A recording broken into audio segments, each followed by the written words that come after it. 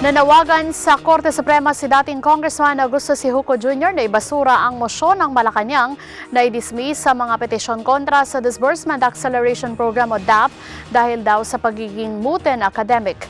Sa 12 payo ng mosyon, hinimok ni Sijuco ang hukuman na ipagpatuloy ang pagdinig at resolbahin ang mga petisyon ukol sa legalidad ng DAP.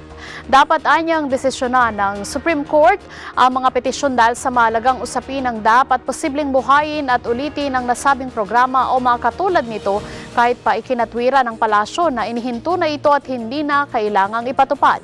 Ayon kay Sijuco, desperado at hinahanapan ng gobyernong Aquino ng butas ang mga umiiral na batas kaya idinepensa ng gobyerno na moot and academic na ang petisyon kaya dapat nang ibasura.